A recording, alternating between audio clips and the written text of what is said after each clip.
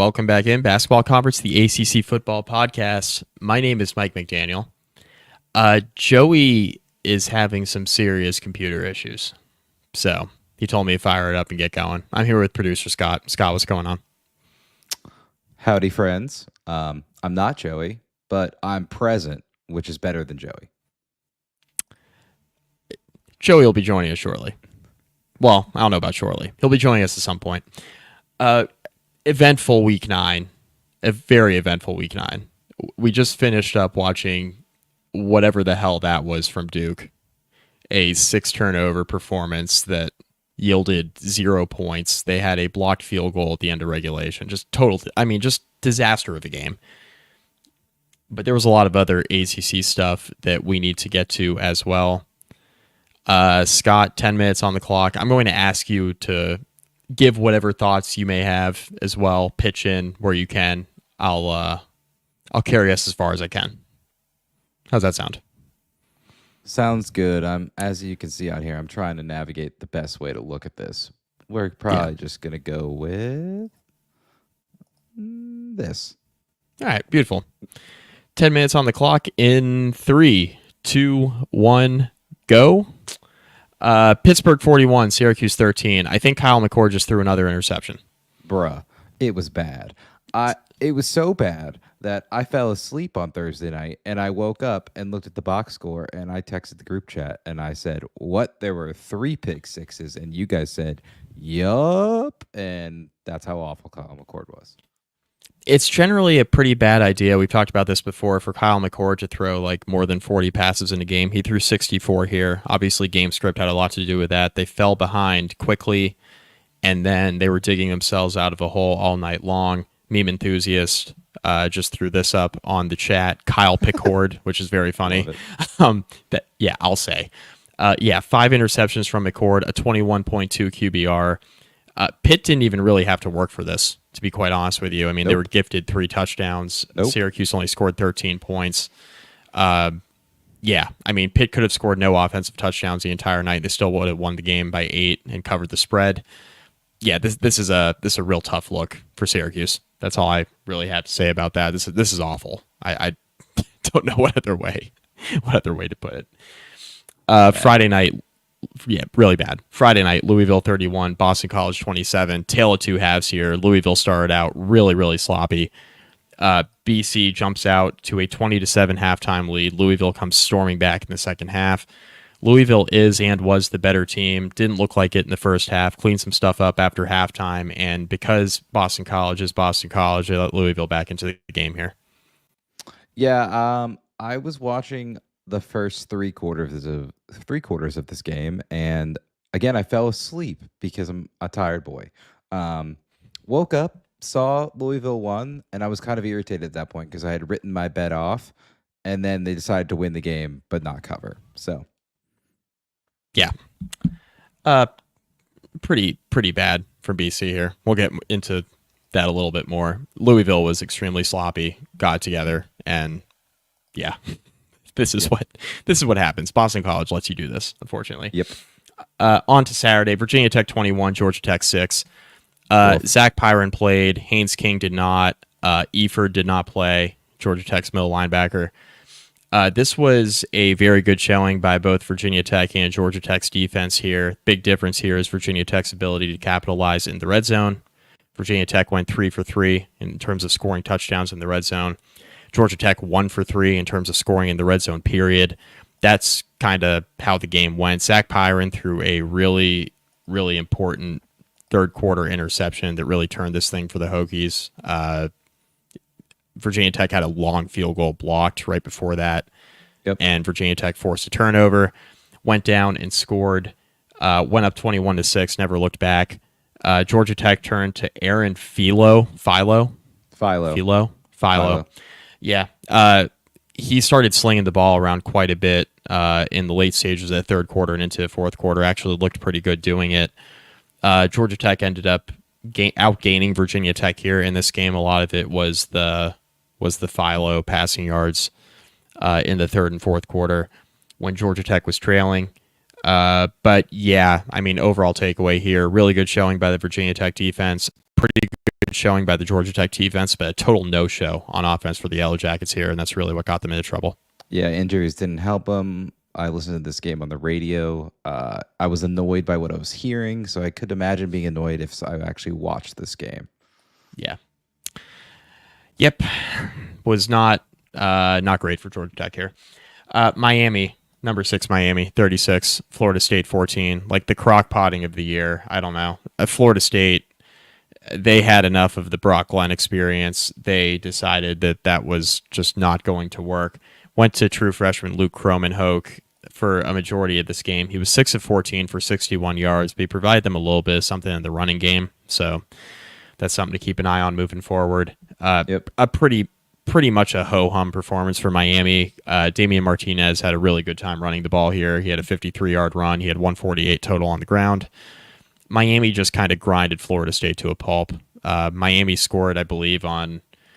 I'll have to go back and double check. It was either 5 of 6 offensive possessions or 6 of their last 7 offensive possessions. They were rolling but could not finish drives. If they finished drives here, turned a few more field goals into touchdowns, this could have been like this could have been the 50s for Miami pretty easily. So got to figure that out moving forward against better competition, but they just totally overwhelmed Florida State here.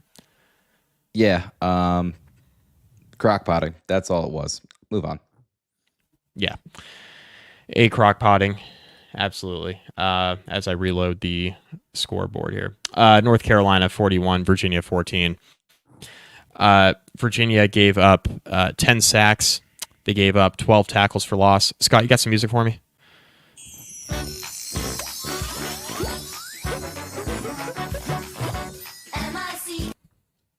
Yeah. If you're giving up 10 sacks and 12 tackles for loss against this North Carolina defense, best of luck the rest of the schedule that features SMU and Notre Dame and Virginia Tech. Okay. Yeah, not good. Good luck with that. Yeah, not good for good you. Luck with that. Good luck with that, Virginia. Yeah, I locked up Carolina. Told you all I felt good about it. I did not feel 41-14 good about it. To be clear, this was incredibly surprising. Just a total no-show by Virginia's offensive line. Pretty pathetic. Wake Forest 27, Stanford 24. Producer's pick of the week pushes. It pushes, does not lose. This was a pretty entertaining game. I saw most of the second half. Unfortunately, the second half was the most boring part of the game, but still had a little bit of something for everybody here. Turnovers, missed field goals, you name it, it had it. This was an exciting game for those of us who were on the Stanford side. If you picked Wake Forest, good for you. Did not cover the spread, though. So, Joey, I think, picked Wake Forest -3. Yep. You and I picked Stanford +3. We're all right. Yep. So, look at that. Everyone wins. Everyone wins. Stanford just continues to find a way to lose games, man. I don't know. It's yeah, they're not good. Now, Ashton Daniels threw 31 passes for 214 yards. Kobe? Touchdown and 2 picks, man. Kobe is right. So, yeah, really rough showing here for Stanford offensively. Wake Forest, man, keep finding ways to win. Hank Bachmeier, a homecoming of sorts for him. Played against his brother in this game. He had family members on the sideline. So, yeah. Little wild. Cal 44, Oregon State 7. Oregon State is not only in the range of cheeks, they are cheeks. They're very bad. They have like 4 wins, though, right? They do. And if you want to play the game of who'd you beat, it's scary hours out there, Scott. They've beaten Idaho State. They've beaten San Diego State. They've beaten Purdue, who's terrible. And they beat Colorado State by 8. Okay. I get it now. Yeah. There are a couple more wins out there for them, though. So they might still end up in a bowl game. All right. What a mess. We got one more game here that we have not talked about yet. Touched on it briefly off the top. SMU, number 22 SMU, 28, Duke 27. Duke forced 6 turnovers, scored 0 points off of those turnovers. They had a field goal to win it at the... It's very, very bad. They had a field goal to win it, a very short field goal to win it at the end of regulation that got blocked. Go to overtime. SMU scores on the first possession of overtime. By the way, that pushed the game over the total, which I was not happy with. We were home on the total if Duke just made the field goal at the end of regulation. They didn't. SMU scores a touchdown, first possession of overtime. Duke gets it. They score. And then they decide they're going to go for two, which is fine. I'm okay with that.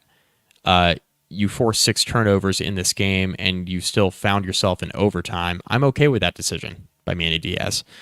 Malik Murphy rolled out to his right, threw a pass, looked like the receiver was interfered with, but whatever. You get what you get. You had 6 turnovers that you forced, didn't score a single point off of any of them, and you had a blocked field goal. So, Yep. You get what you deserve there. Yep. That's time. Oh, look at that. Way to go, Mike. Thank you. Way to go. And look who Made our the way cat through it. dragged in. Look what happened. Hello, Joey. 30 seconds on the rapid recap, Joey. I heard you talking about Duke and SMU and figured that was motivation enough for me to jump in here because I'm so mad at Duke for how that game turned out. It was a mess. You want to start there? Well, technically, I started with a computer that took 25 minutes to reboot, but, we can ignore that and move on to the other stuff. Yeah, sure. Okay. All right, Yeah. perfect. Sounds good. That was the Rhoback Rapid Recap. We are sponsored by Rhoback. Use the promo code.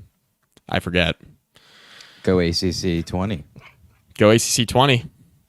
Here you go. Use that promo code. Love it. Hot start. 20% off first order. Rhoback.com. That's why you do the ad reads, Joey. Yep. Yeah. Joggers, sweatshirts, polos, pants. A lot of good stuff. Activewear, high quality, good looking, very comfortable. Love I it all. golfed today, wore some Rhoback. I mean, it was a good time.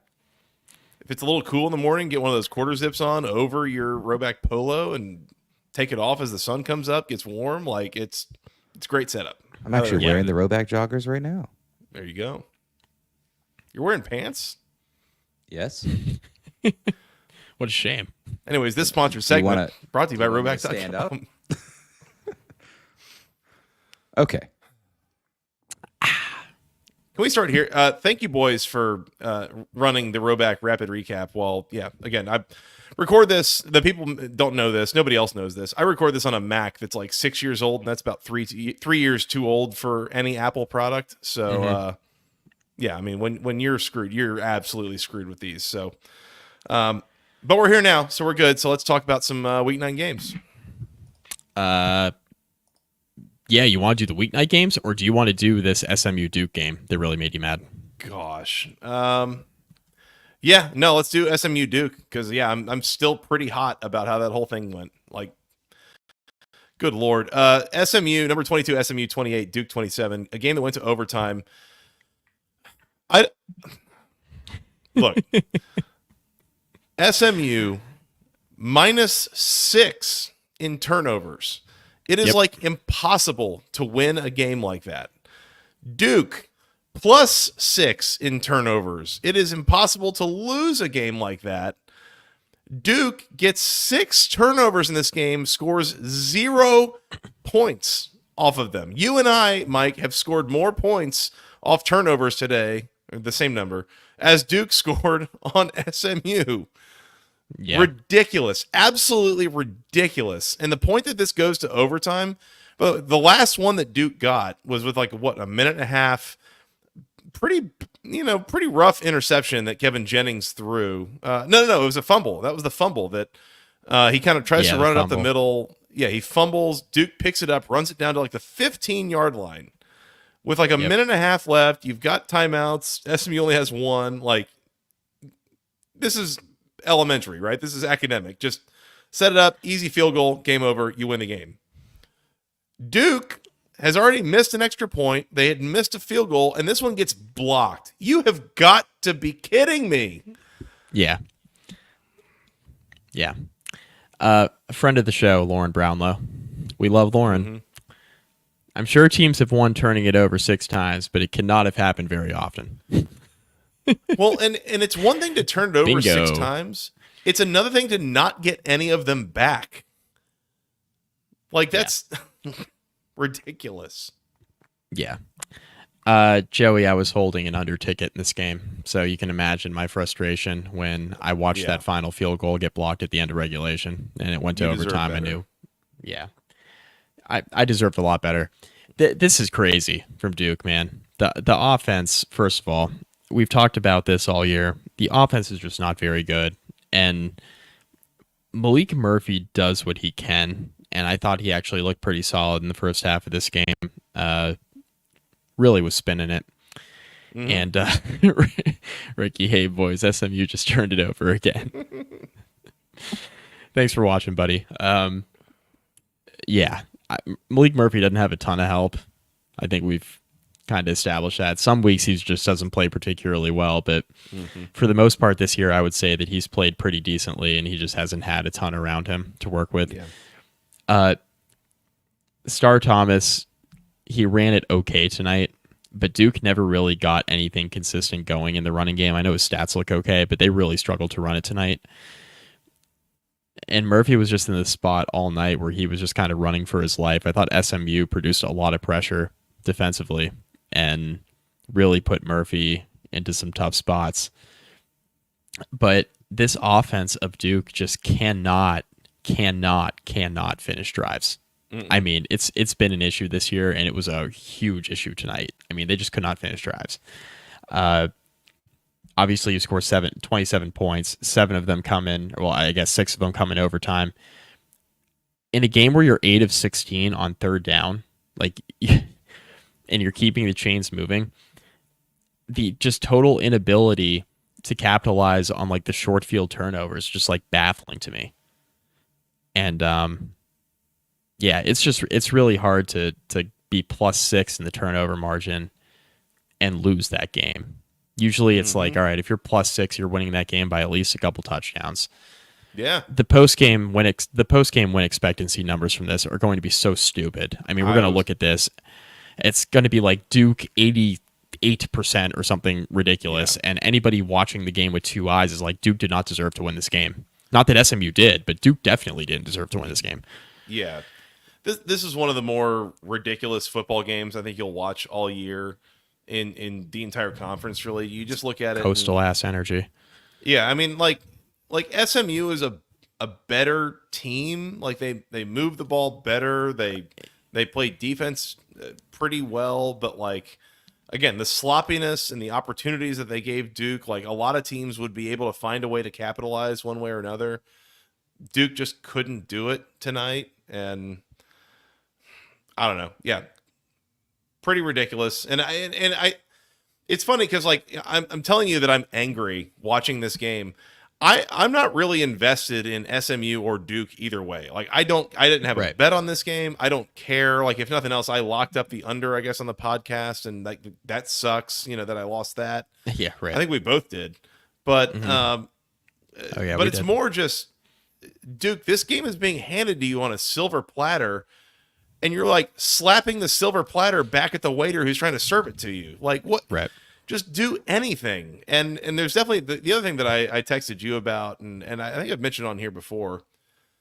Man, Duke is hell-bent on making Malik Murphy like Peyton Manning, right? Like just drop back in the pocket and just be a true drop back pocket passer.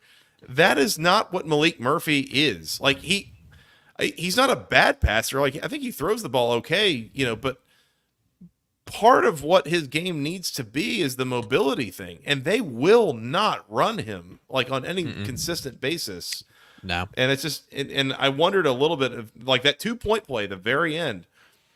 There was a second there where there was like a play action and he rolled to his right. Thought he had the corner. Right? That first 2 or 3 steps, I was like, oh, I think he might get there. And I don't know who it was from SMU's defense, but came in like a cruise missile, like, and cut him off, basically made him throw it. Yeah.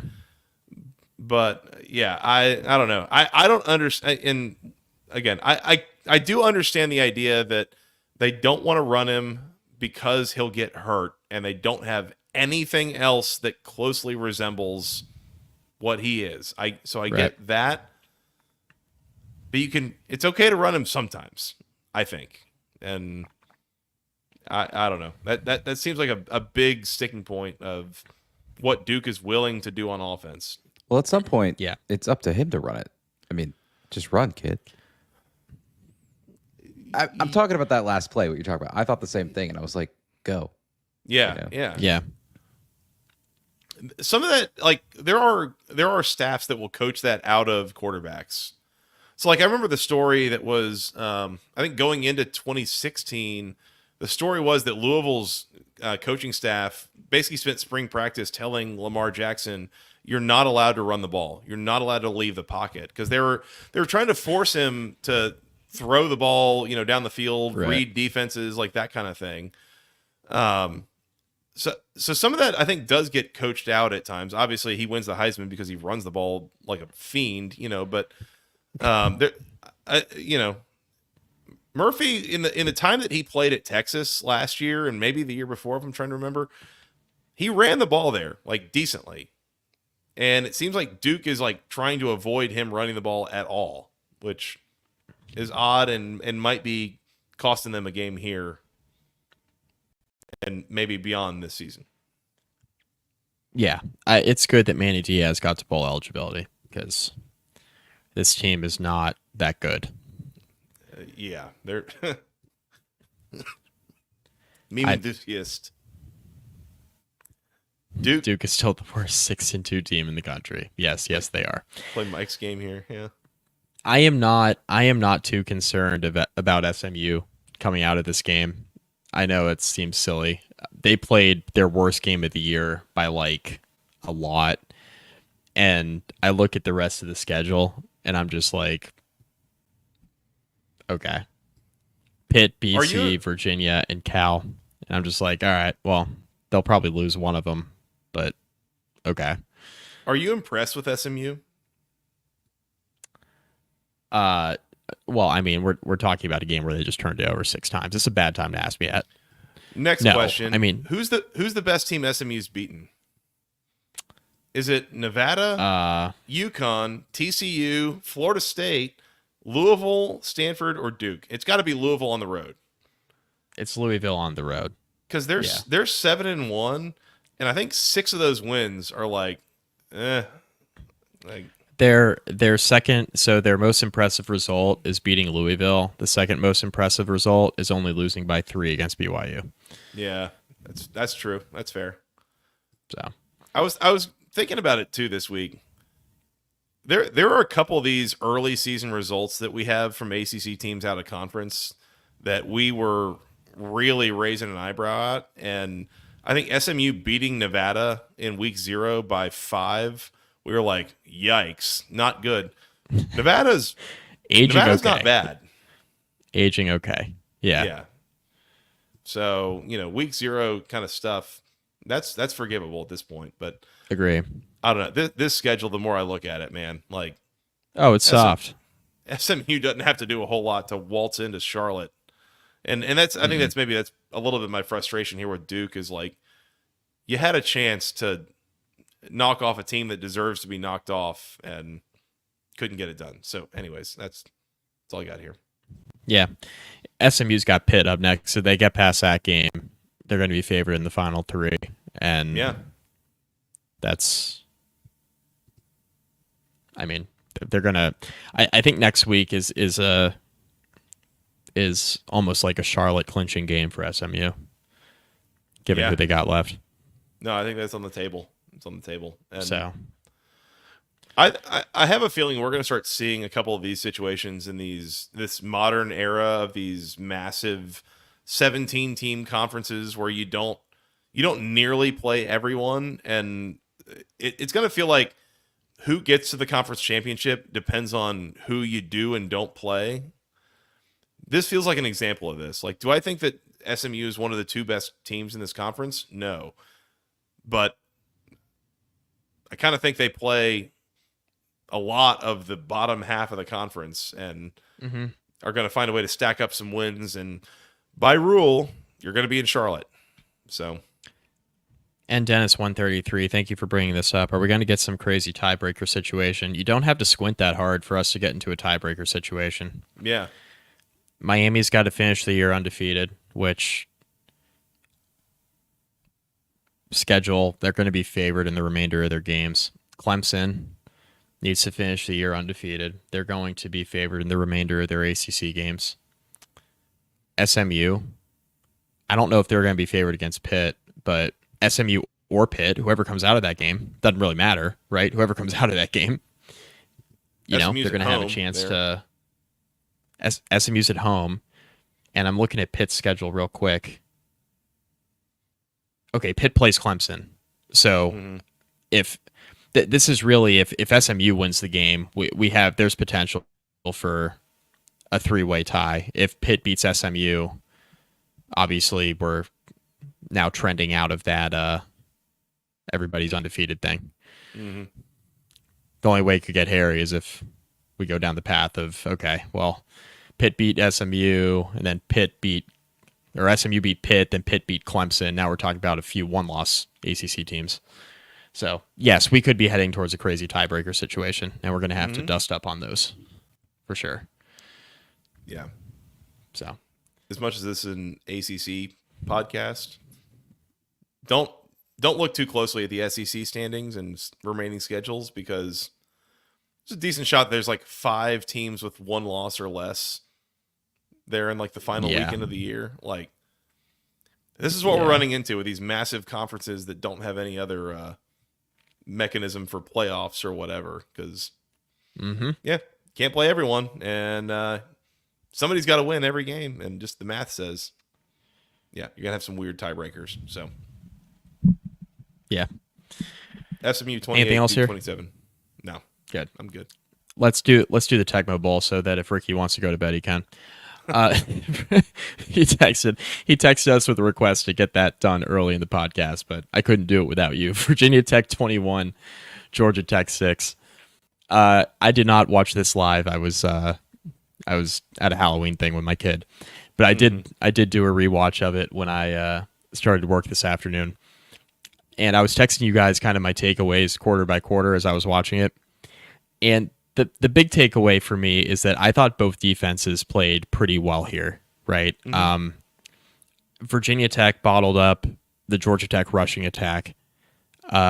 Jamal Haynes had a really hard time getting going, which if it's going to be Zach Pyron, you have to stop Jamal Haynes. You have to, because that's going to put you just in an advantageous situation when Haynes King is not playing. Haynes King, as I mentioned, the Rapid React did not play here. That's significant, obviously. What I didn't mention in the Rapid React, Joey, is that Zach Pyron wasn't really running a lot here. Like, he ran a little bit, but a lot less than usual. Yeah. And we know he was a little banged up coming out of the end of the Notre Dame game. I'm not sure how healthy he was today, but Georgia Tech was in a position here where if Virginia Tech was going to stop Jamal Haynes, they were going to have a hard time moving the ball on the ground. That's their thing. And that plays into Virginia Tech's hand. We talked about it on the preview. If Pyron was going to have to throw the ball a bunch, that was probably going to favor Virginia Tech. Georgia Tech had to establish the run here, and they weren't able to do it. On the flip side, Georgia Tech's defense, I thought, played probably its best game of the year. Really made life difficult on Virginia Tech's rushing attack in this game. I thought both teams played behind the sticks a bunch. The defenses had a bunch of early down success. Really put both offenses behind the 8 ball. I thought Georgia Tech did a really nice job containing Virginia Tech here. I think where this game obviously flipped in the direction of Virginia Tech, red zone efficiency. Hokies were 3 for 3 on touchdowns in the red zone, right? Georgia Tech, I think, was 1 for 3 in the red zone. So when you're talking about defenses that broke versus defenses that didn't, Georgia Tech's defense broke a few more times in this game than Virginia Tech's in the red zone. And then the Zach Pyron interception. So Virginia Tech lined up for a long field goal in the second half. Definitely makeable distance for John Love, 55 yards. It wasn't crazy. But obviously when you're kicking long field goals, the ball is going to not get that high off the ground. Trajectory is a little lower. Yep. And Georgia Tech did a nice job blocking that kick. And they took over at midfield. That was a pretty big play for Georgia Tech. And Virginia Tech flipped the script back and forced it was a really bad Zach Pyron interception. Yeah. Tech caught him off guard pre-snap. And then Virginia Tech went down to score a touchdown. And that really put the game out of reach. But the overall takeaway for me is I thought both defenses played well. I just thought Virginia Tech was a bit more proficient in the red zone. Yellow Jackets really missed Haynes King here a lot. Yeah. A lot. We talked about this is the game where you want Haynes King, and that's exactly how it played out. Yeah, I mean, that was a major takeaway of mine was I feel like this game looks different if Georgia Tech is close to full strength. And it really didn't feel like they were. I mean, obviously no Haynes King, no Kyle Eford, your middle linebacker. Jamal Haynes goes out early or before halftime. He walks to the locker room like injured. Came out and he played the second half. Who knows what was going on there. Zach Pyron gets replaced by your third string freshman, Aaron Philo, some point late in the third, early in the fourth. I don't know if that was specifically injury related or maybe it's just everything's a passing down now. And so Philo can sling it. Like he's got a cannon on him on his right shoulder. So there was some stuff like that. I mean, Corey Robinson at one point, your left tackle, who's your best pass protector, he goes down. There's just a lot of like injury, banged up stuff going on with Georgia Tech. There was a little comment. It's funny if you listen to Brent Key's postgame presser. They finish up the press conference. All right, thank you guys. And like as people are going up to like grab their microphones and stuff, there's another little comment that comes out from somebody is like, oh, like you are missing 35% of your two deep or something. And he says something like, oh yeah, like something like, 35%. And it feels like Georgia Tech is banged up like in a big way right now. And I mean, we found out pregame Chad Alexander, your second running back's not playing. So it's either banged up Jamal Haynes or your true freshman, Anthony Carey. Like, so I don't know. Georgia Tech not at full strength on offense, but they didn't do a whole lot to help themselves either. Virginia Tech's defense played very well here and made things difficult, gave nothing easy to Georgia Tech on offense for sure. And the whole thing that sucked to me was I have not gotten used to watching Georgia Tech play really good defensive games over the last 12 years. And this is one of the best that I've seen, especially in conference play in that time. Like they rushing the passer, that was some of the best pass rushing I have seen from Georgia Tech in years. And I talked to him in the pregame, like, I was nervous about Bayshell Tootin and getting out and, the poor tackling and poor, run fills and like all this stuff. None of that applied, right? Like Bayshell Tootin had one good run and otherwise was like a little over 2 yards a carry the whole game. I mean, I was really impressed with Georgia Tech's defense, but that offense could not do anything.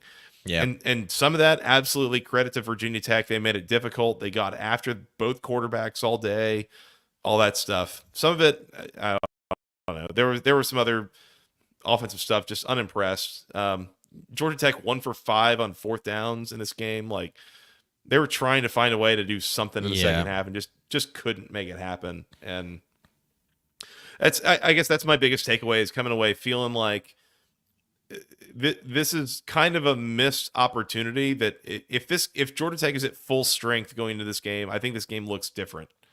And I think you got a better chance to win, but it really feels like you're reaching when you're in the third quarter and Pyron, it's not like he's concussed or something, but like you're putting in your third string true freshman quarterback trying to hope for a spark somewhere. And like, I don't know.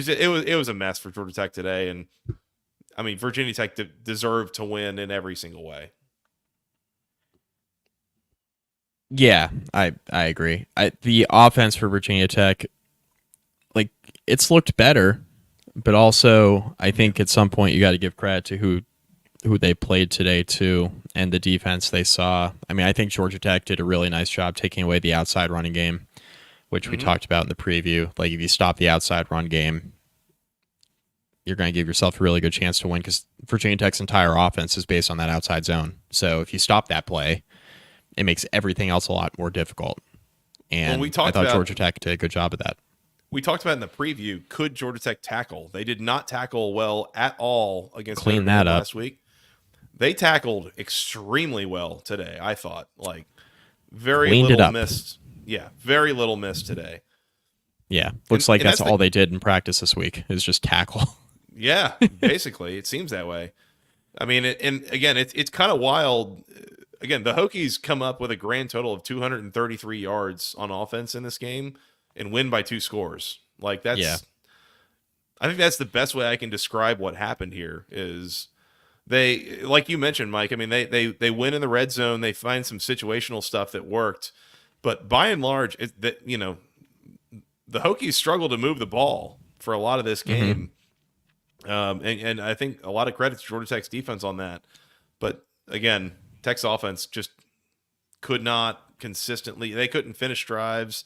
The other thing I was going to mention, I think field position played a big deal in this game too. Yeah. Yes. Yeah.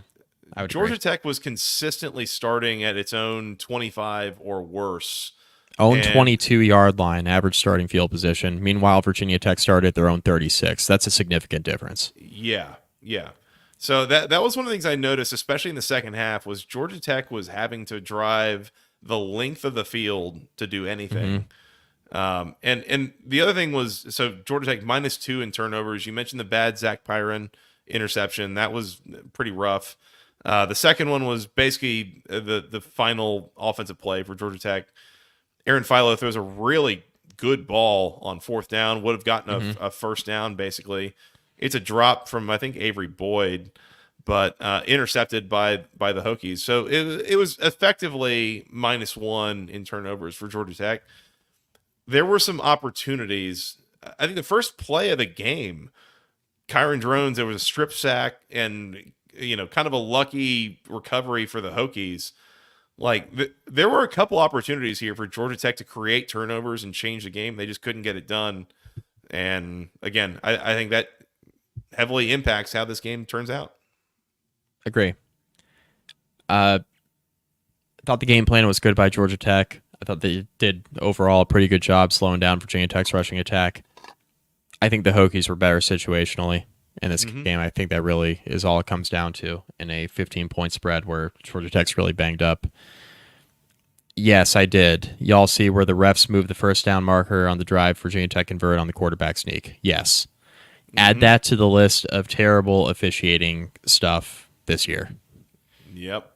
Add to the list. We got a running tally, a running list of things. Yeah, as a note on this, I didn't see or watch this, but I listened to the second half on the radio. It was the VT call, so it could have been biased a little bit. But they seemed like questionable on a lot of things that could have been reviewed or might have been reviewed or should have been reviewed. There was a punt that was maybe muffed that wasn't muffed. I don't know, didn't see it, but it sounded to me like questionable things were happening. Yeah, there was I guess we can talk about that play. Virginia Tech's punter, Peter Moore, by the way, Ricky just mentioned this, a Peter Moore masterclass today. It's kind of tongue-in-cheek, but he did have a very good game, Virginia Tech's punter. And I would say that's the punt. He was incredible today. Yeah. He was awesome. Yeah, he was really good. And Georgia Tech had a punt that they were trying to field that looked like it may have gone off of Georgia Tech, and Virginia Tech recovered it like inside the 5, like basically like the 2-yard line of Georgia Tech. Initially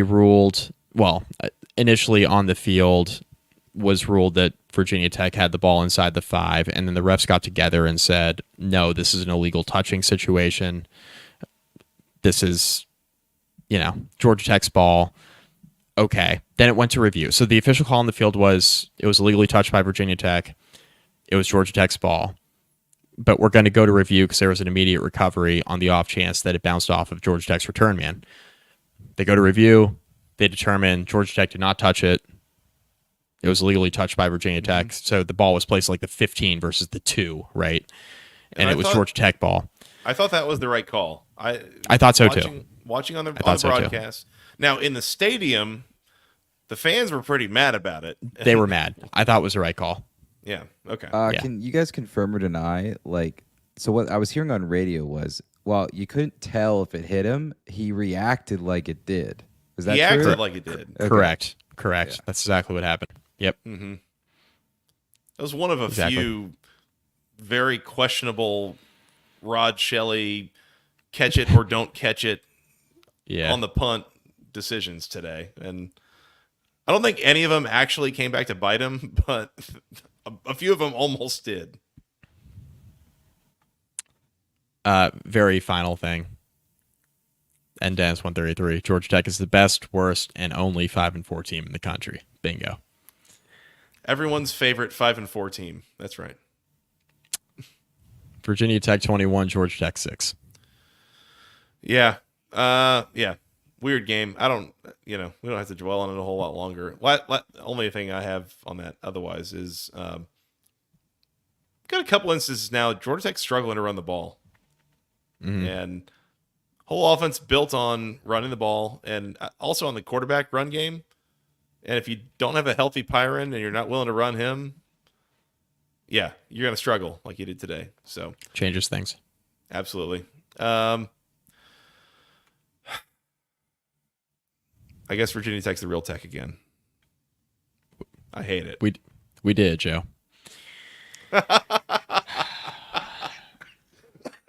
We did it. I took the Mucinex to keep me from coughing, and you got me on that one. Damn it. That was a good joke. Anyways. All right. We're to. We're going to go back to Thursday night so we can make fun of Syracuse. Number 19, Pittsburgh, 41. Syracuse, 13. Joey, I don't know if you just heard. Bang, bang, you're dead. I don't know if you heard, but Kyle McCord just threw another interception. Good Lord. Kyle McCord. What? This was absolutely ridiculous from Syracuse. And, I mean, Mike, you remember the movie Remember the Titans? I do. Big fan. Remember that scene in the gym when they first meet Herman Boone, the coach, and Denzel comes in and he's got PD and it's like, you still think football is fun? And he says, "Zero fun, sir." Yeah. I'm positive I saw that exact look on Kyle McCord's face multiple times on the sideline in the first half of this game.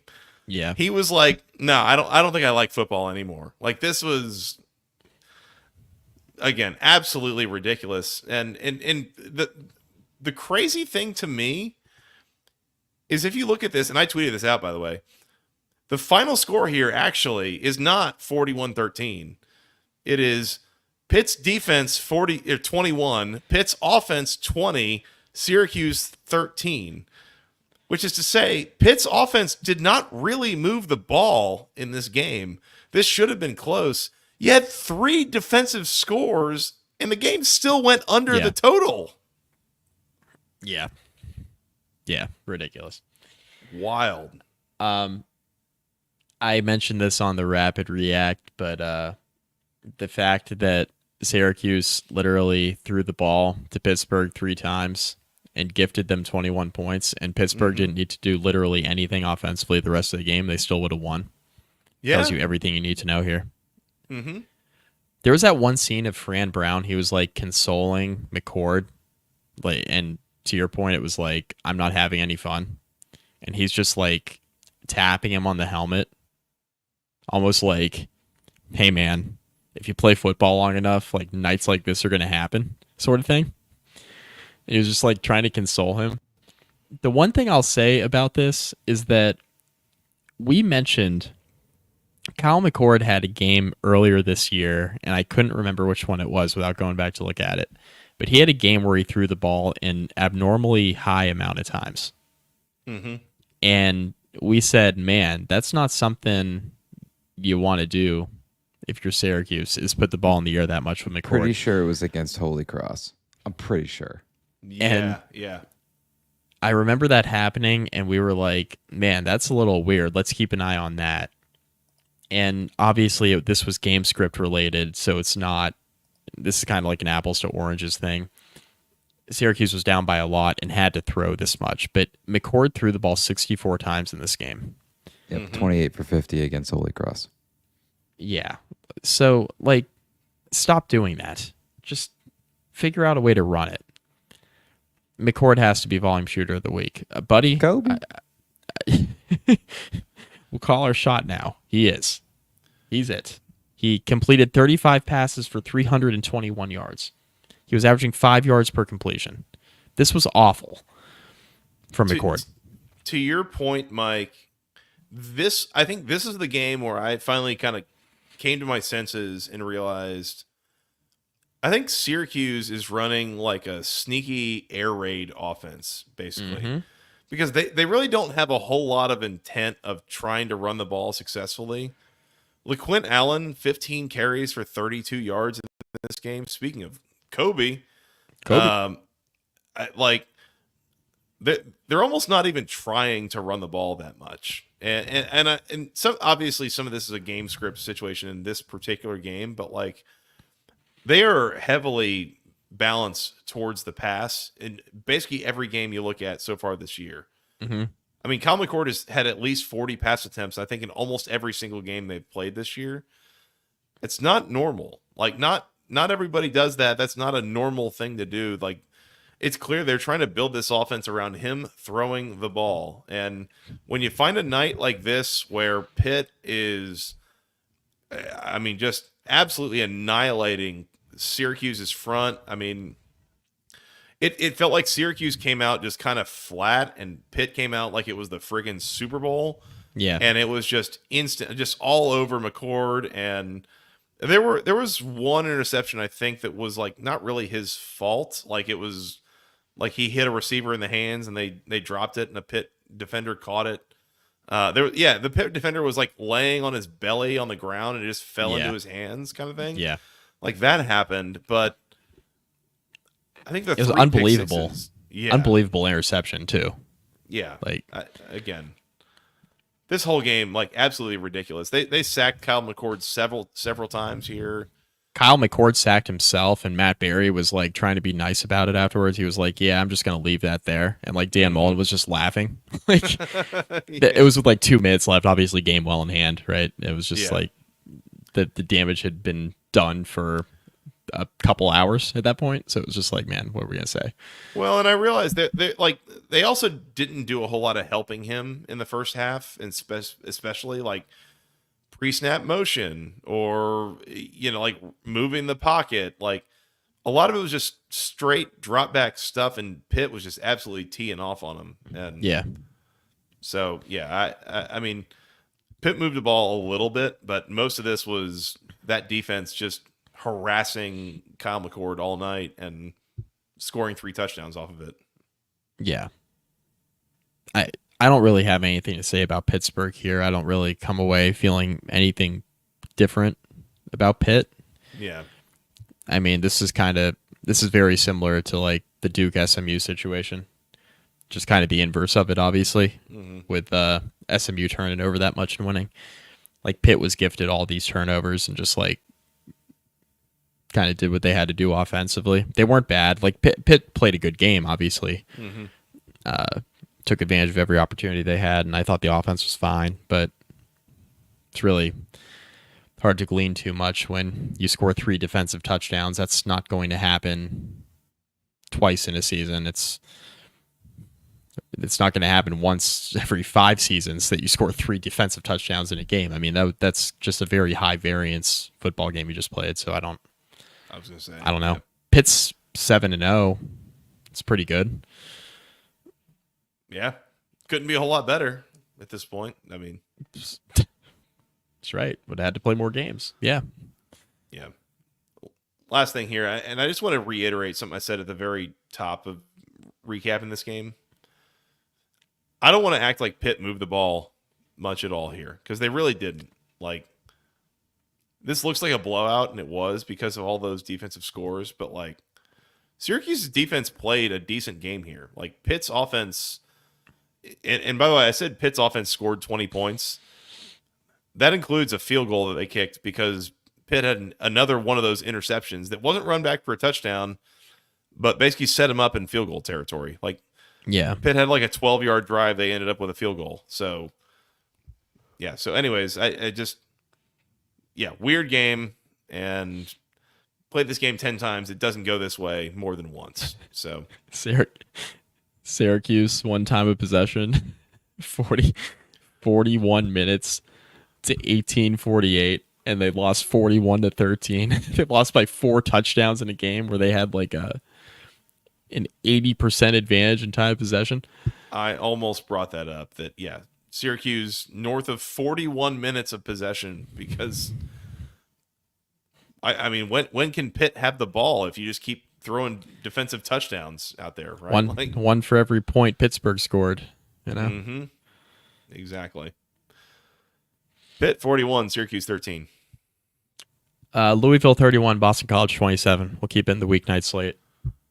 Another real sloppy effort from Louisville in the first half. I went back and did a quick watch of this. I did not watch it Friday night.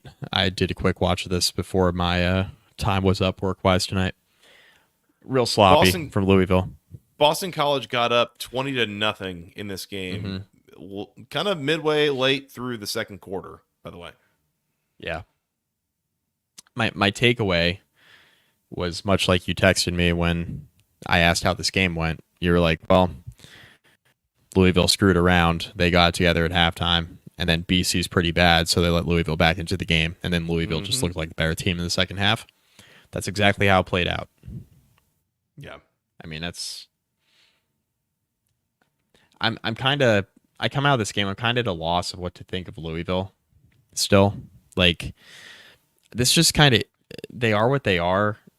I feel like they're okay. They're flawed. They're going to turn it over. They're going to have dumb penalties. They're going to have defensive breakdowns. They're just like stuff that they do. But then when they're rolling, they get to a period of the game where they're rolling, they have a lot of talent. So they can get themselves out of sticky situations pretty quickly. So they've been in the spot a couple times now this year where they've like kind of come back. You know, they look like they're done, and then they just kind of storm back.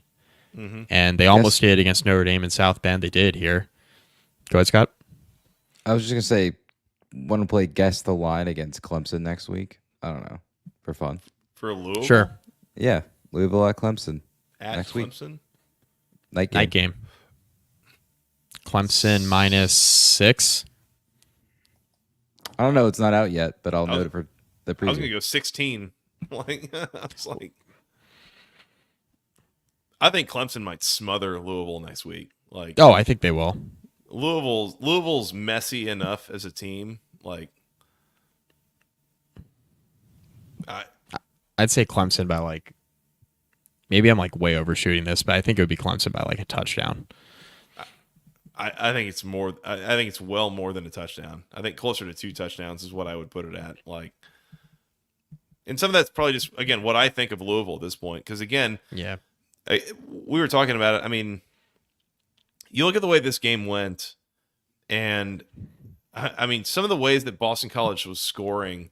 Like, they scored 3 touchdowns in the first half on drives of 56, 61, and 46 yards. Right, like. That's relatively short as touchdown drives go. Like, they never had to drive the length of the field. There were a couple of, just completely ridiculous blown coverages from Louisville where one of these, I forget which one, Boston College has 4th and 1. They're running like this diamond formation out of the backfield. Louisville is just entirely sold on stopping the run, except it's a play action, and there's a tight end that sneaks out the back door and goes and catches a ball, just nobody covering him, right? Like, nobody in the vicinity goes down and scores. Like, this stuff like Louisville does things that bad football teams do. And there's dumb procedural situational penalties. There's just, we keep using the word sloppy with Louisville, and that just keeps coming up week to week, and I can't get away from it. And they win this game, and it's better than losing pretty, to win ugly. But, like, man, you just don't feel like you had to come back from this 3-score deficit. And, I mean, you overwhelmed Boston College, I think, in the second half. And the defense really put the clamps down after Boston College's first drive of the second half. But, like, I don't know. It's pretty easy to not feel very good about this win if you're Louisville. Yeah. Well, they're 5-3. They're 3-2 in conference play. They have Clemson, Stanford, and Pitt left in conference. They have their annual game against Kentucky to finish things out. Oh boy, We'll see. they'll beat Stanford. They'll go to a bowl game. We'll see after that. But Yeah. 3 out of the next 4 are pretty tough. This game, Yeah. this schedule's getting tough quick. On the BC side, I don't know. O'Brien will have better teams than this. Booty cheeks. Yeah, they're not very good. Thomas He's trying. Castellanos did get a little bit banged up in this game, I think. So Yeah. I mean, you could set your watch to it. they were mentioning on the broadcast, like he looked more hampered in the second half than he did in the first half. And Yeah. so Louisville's defense is having an easier time coming up with sacks and stuff when Castellanos couldn't move the way that he's used to, which He just understandable. gets killed every week, man. The Yeah, how about pass that? rush is crazy. Yeah, how about it? Anything else?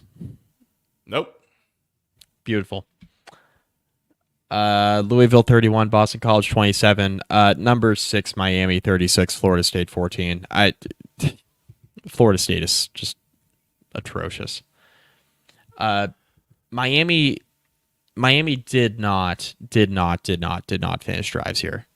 Did not. I mean, they scored a lot, but they did not score touchdowns. Like their final. Okay, so I had it right. So Miami had 1, 2, 3, 4, 5, 6, 7, 8. Not including the kneel down at the end of the game. They had 8 real possessions in this game. They scored on 7 of them. And they had a punt. All right, so they scored on 7 of their 8 real possessions in this game. They kicked 3 field goals.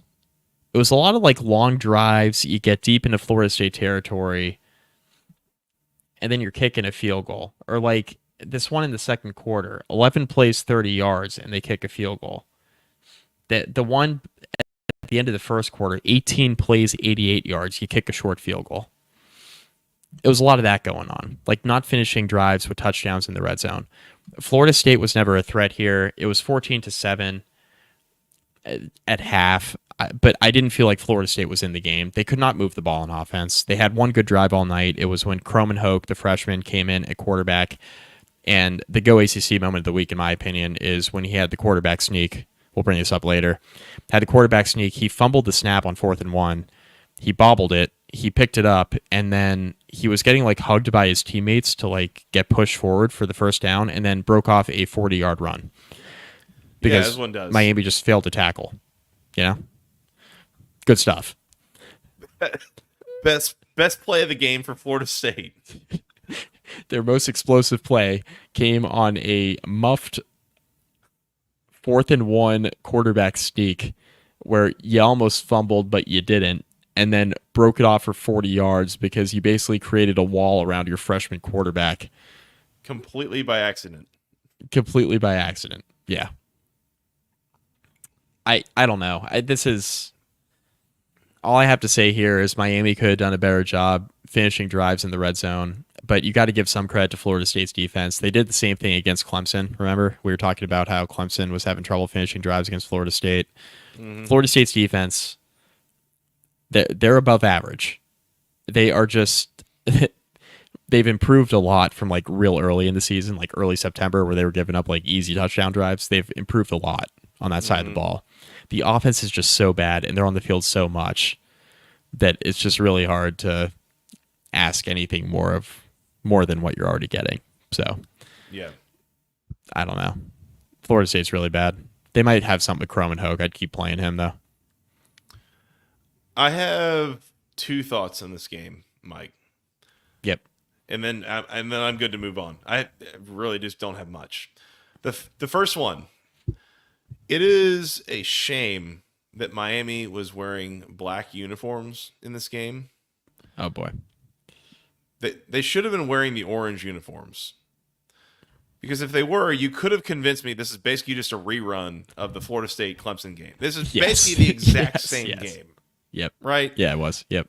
They move the ball, no problem. Florida State's not a threat. We're just kicking field goals in the red zone. Don't need to really like try anything crazy, which is boring and leads me to my second thought here. We locked up the over in this game. I don't want to. Once again, What an idiot! not we, you. Oh, what a loser! it was just me. Not Oh, we. just Not just we. me. You. I joined you on a different one that was. How many? Oh, the red Virginia zone Tech field one. Goals? The Virginia Tech one. The Virginia Tech Georgia Tech one that we didn't even talk about. We bet the over on that, and that was dead from the start. Yeah, Unbelievable. like that. Anyway. Yeah, ridiculous. Yeah. How many red zone field goals did Miami kick in this game? And how many red zone field goals has Miami kicked so far this year in the prior 7 games? Yeah. They had a field goal that was technically just outside of the red zone at the Florida State 24. They obviously had the one that was at the 2-yard line that they kicked. And the third one was at the 27-yard line. So technically only one of them came in the red zone. The others came in like the gray zone area, which is like between the 20 and the 30. So Miami kicking field goals from the 2. Has Miami kicked a field goal inside the 5 all year? Like, come on. it's just a total lack of respect for Florida State. Ridiculous. So I am personally offended. I think I went 0-3 in locks this week, and I'm mad at basically every team that is responsible for this. So it's not Yeah. my fault. It's You theirs. 100% missed all your locks. Yeah, Correct. It's their fault, not mine. Miami 36, Florida State 14. Let's talk about a lock I hit. North Carolina 41, Virginia 14. I'm pretty sure Anthony Calandria and or Tony Muskett just got sacked again. Scott, play Just the got music. sacked again. Yeah.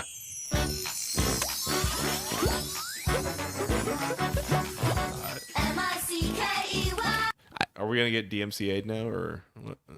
Maybe. This was fitting to bring the music back just for this occasion, Joey. Mm-hmm. Virginia giving up 10 sacks and 12 tackles for loss to this North Carolina defense At home is at home in Charlottesville in a game that was never competitive is garbage from Virginia. I mean, this is awful. We have given Virginia a lot of credit this year for how they've looked, how they've been coached. We've given Elliott a lot of credit for the position he's put Virginia in. But dude, this was horrible today. I mean, you can't lose like this to this North Carolina team. Yeah. I locked up Carolina plus the 4. I told you I felt good about it. But like I said on the rapid reaction right before you jumped on, I did not feel 41-14 good about it. This is shocking. Yeah. Shocking from Virginia how poor this was. Credit to North Carolina, obviously. Played really well defensively. Jacoby Criswell had a great game. Threw for almost 300 yards and a couple touchdowns. Played really well. As we predicted, Virginia could not stop Amarian Hampton. They made life difficult on him, but he wore them down. And this was a game where Virginia's offense, they couldn't get anything going. Kobe Pace was the leading rusher. He had 7 carries for 24 yards. Non-sack adjusted, it looks a little bit better. Or other way around. Sack adjusted, it looks a little bit better, but I mean, they could not run the ball here. 29 carries for 7 yards, including the sacks. Just horrible, man. Yeah. Horrible.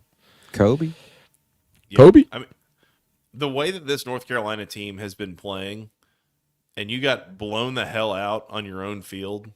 I mean, again, I picked Virginia to win here as a 4-point favorite, and some of that was, again, feeling like I've got some confidence in Tony Elliott and that staff that I really didn't feel like I had in prior years. Mm-hmm. This is like basically a complete no-show from this Virginia team. I mean, and I don't know how to explain it, but I can. It's the CW underdogs. oh, it's okay. All right, it's Yeah, the magic of the CW underdogs is hard to fight back against, but I don't know. The explosive plays, I think the level of explosive plays that were allowed here, I mean, just really tilted this game. I mean, this is disappointing for Virginia, honestly. Like you know, a team that was what 4-3. You need 2 wins to get to bowl eligibility. This felt pretty winnable, and just get blown out at home. I mean, just rough, not great. Yeah. Is Virginia going to Yeah, lose really. out? Yeah, potentially. At Pitt, Yeah. at Notre Dame, home to SMU, at Virginia Tech. Yeah. They won't be favored again.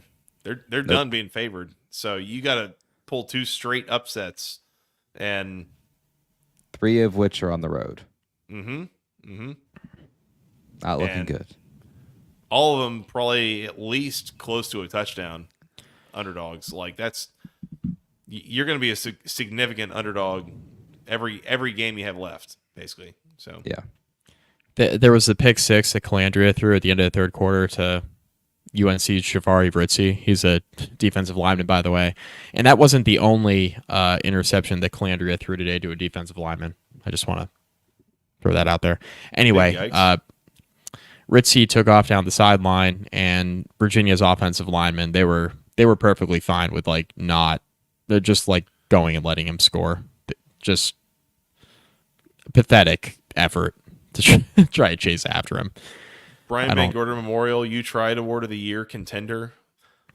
Awful, dude. Like, just terrible. This is I'd be hard pressed to find a worse loss in the Tony Elliott era, to be quite honest with you.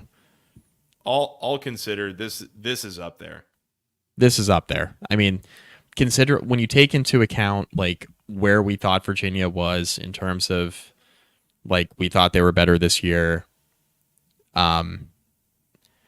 They haven't had a lot of expectations to date, but it felt like they were starting to make some progress. And then to lay this kind of egg at home and to never be competitive, and for the offense to look that anemic against North Carolina defense that is just not very good. I mean, this is up there. This might be the worst one. UVA fans can chime in and chat if there's one that's worse, but this is up there. Yep. Yeah. Bad look for Virginia. Good win for North Carolina. Got off the schneid and got on the board in ACC play. So that's good. And you need 2 more to get to a bowl and 1 more to get to where I predicted you'd finish the season win-wise. Florida State, Wake, Boston College, NC State. You telling me they can't win 2 of those? I am not telling you they can't win 2 of those. They might win. They could win 3 of those. They could win 4 of those.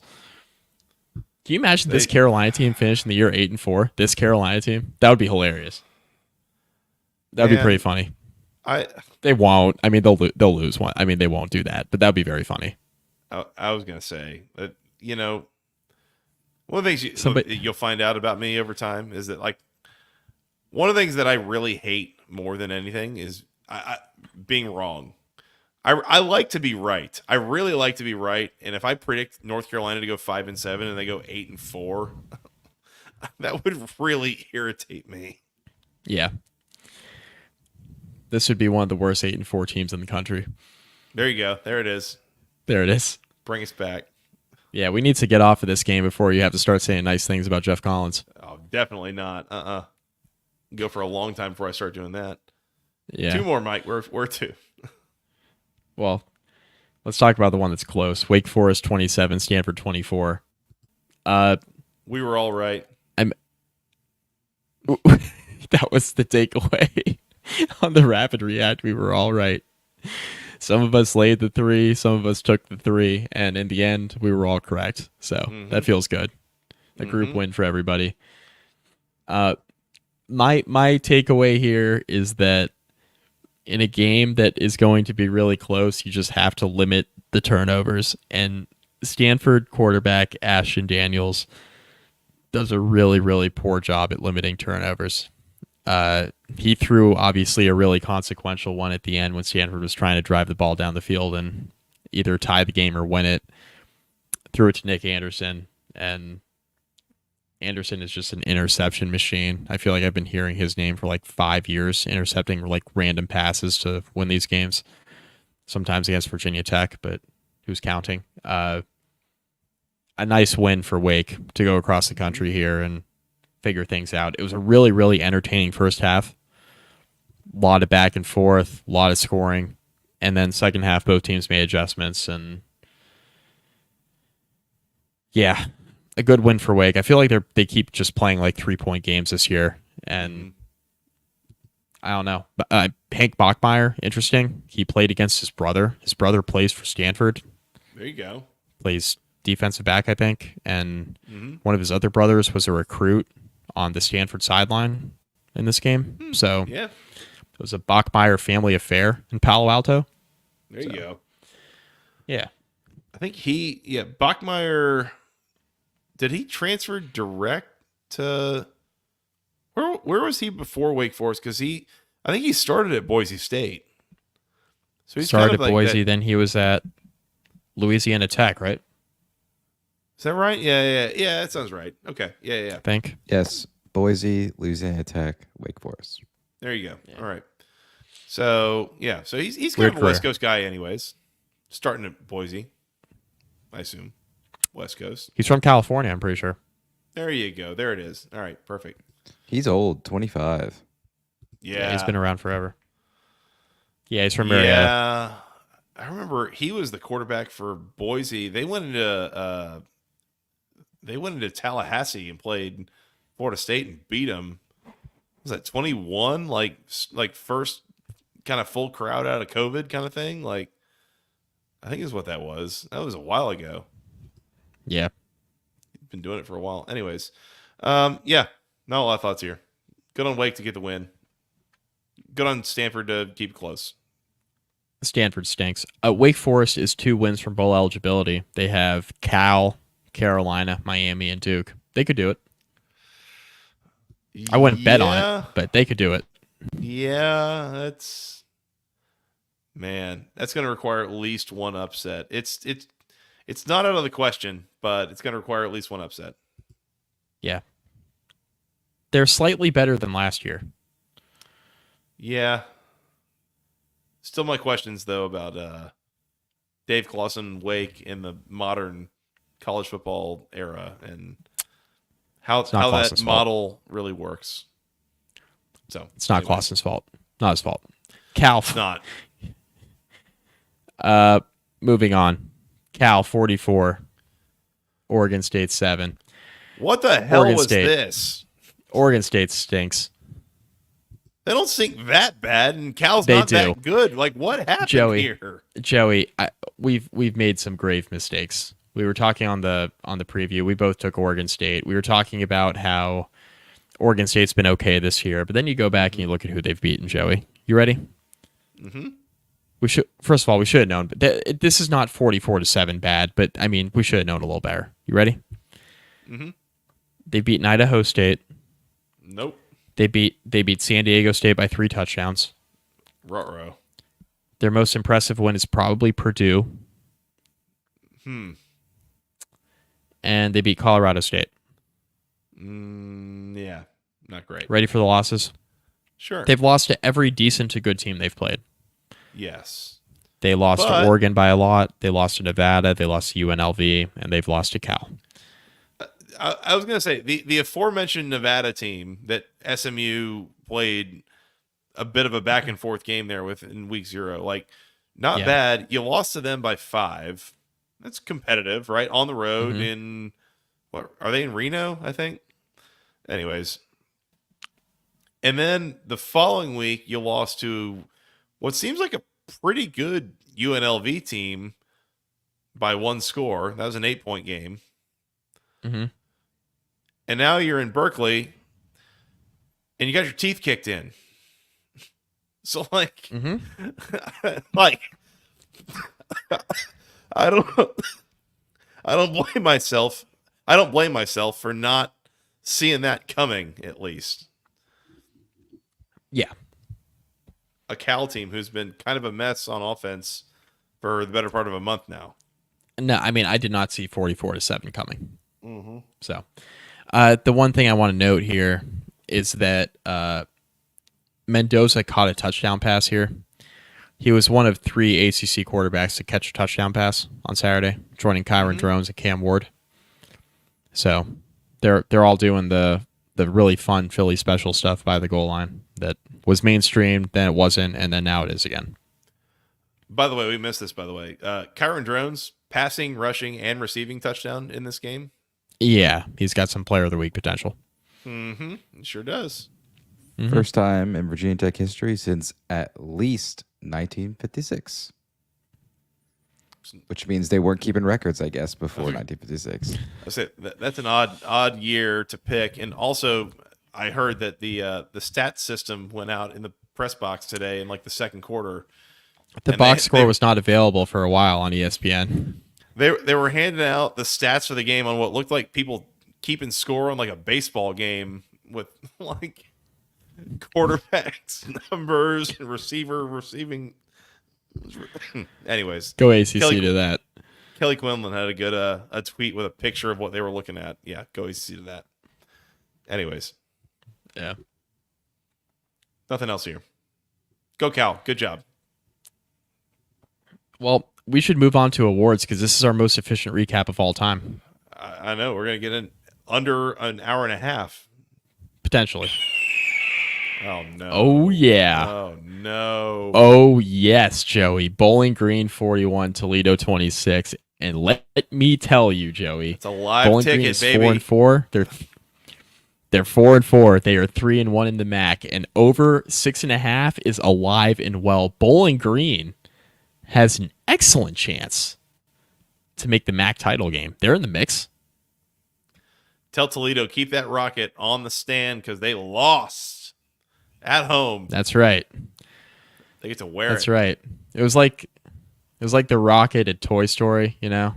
Yeah. Where Sid's trying to light the rocket and ends up blowing up the toy before it takes off.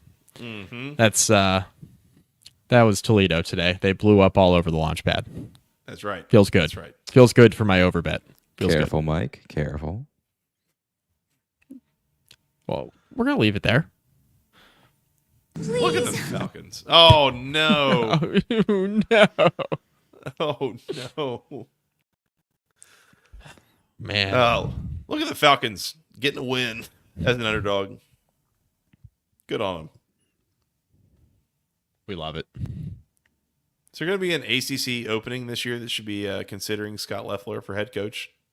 Wake Forest. Oh, God. Oh, God. Alexis Solaris. Careful. Mike doesn't know the meaning of the word. Correct. That's not. correct. Does not. That's correct. And that's just on public airwaves. It's a veteran of this show, Alexis Solaris, knowing that. We know no bounds. It's We should time get a for awards. subscriber count update from you, Scott, speaking of which, at some point. Oh. The Go ACC Moment of the Week award.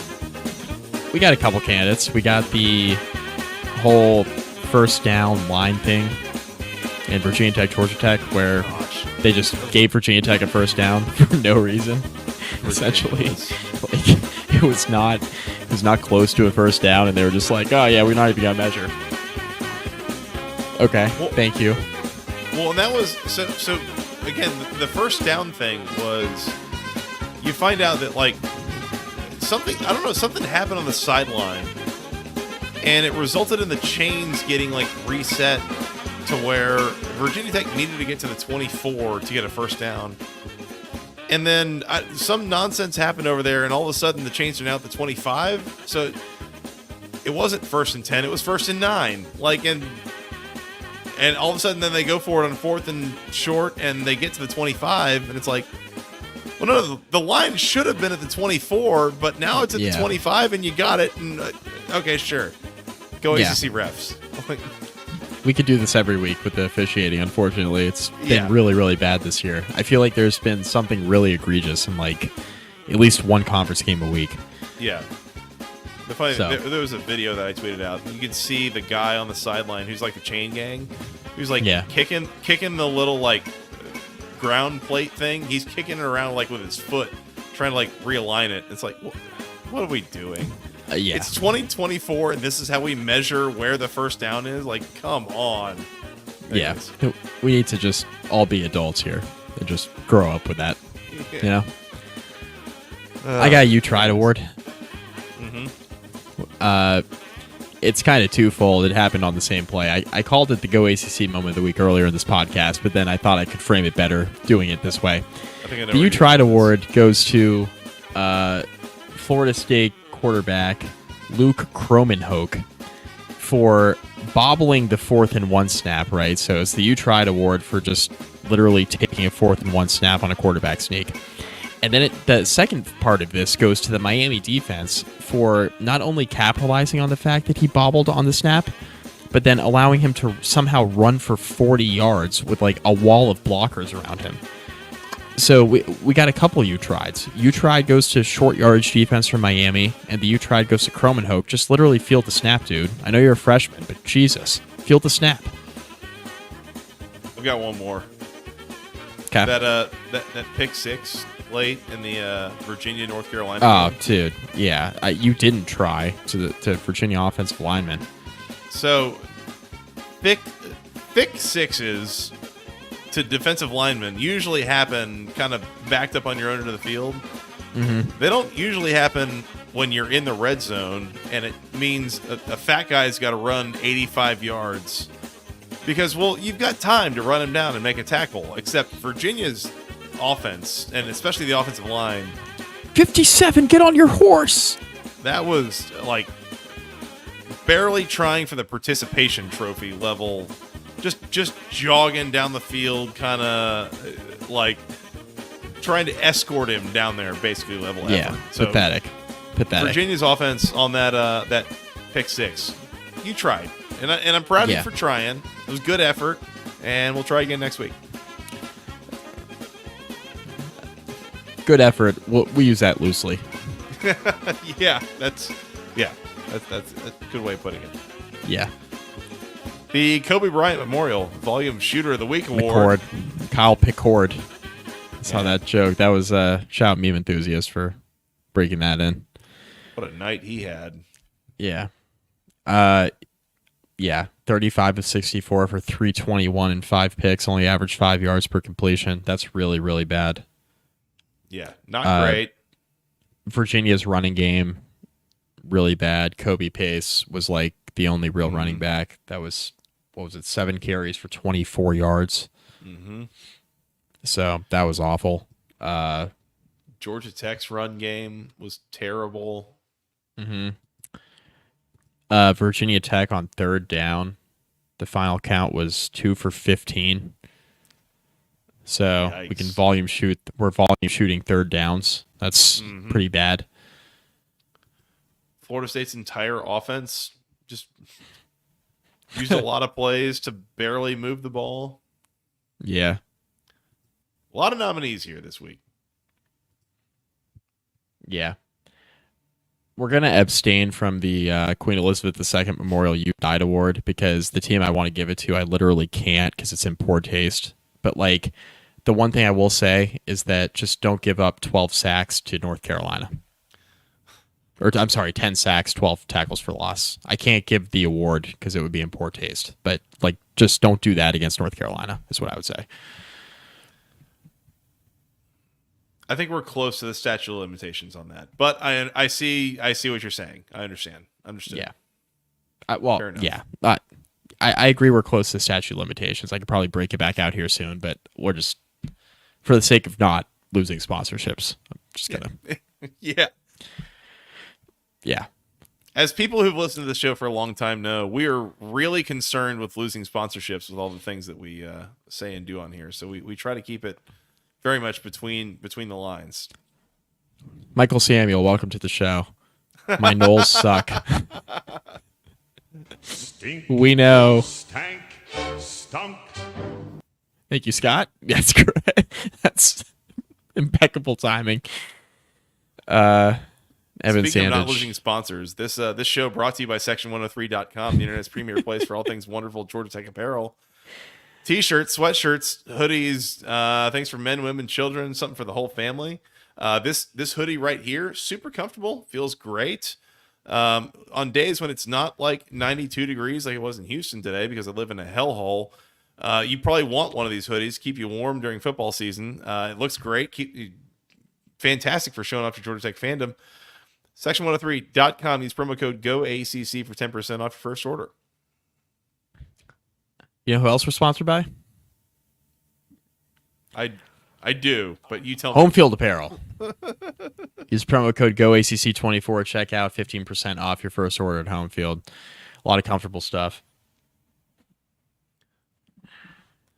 I feel like telling you I don't know who we're sponsored by would be a bad decision, but I do. Mike's got the coach's jacket. I just got the Virginia Tech Campus Classic pullover. It's upstairs, but I'll show you guys next week.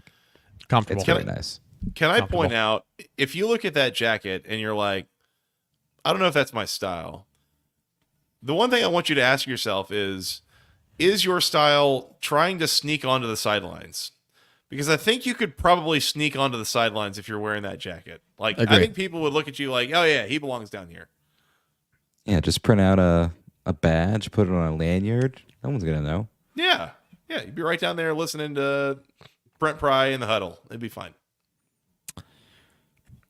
Depending on what game it is, it would be fine. Agree. Sometimes I don't want to listen to the huddle. I've seen crazier stuff of people finding their ways onto the sidelines at Bobby Dodd Stadium. So if it worked for them, it'll work for you. Evan Sandage asking, does Home Field have a Connor Stallions collection? Yes, they do. Very good joke. Well done. The problem is they don't have a storefront, so you can't steal anything from them. Correct. Joey, who's your player of the week? Let's see. Player of the week. Oh gosh, I don't know. I feel like it would be a wasted opportunity if I didn't give at least one player of the week to North Carolina defensive tackle Javari Ritzie for taking his interception back 84 yards for a big man touchdown. That'd be a wasted opportunity. Yeah, there you go. I'll do that. Damon Claiborne, 127 on the ground for Wake and a win against Stanford. I'll give him that.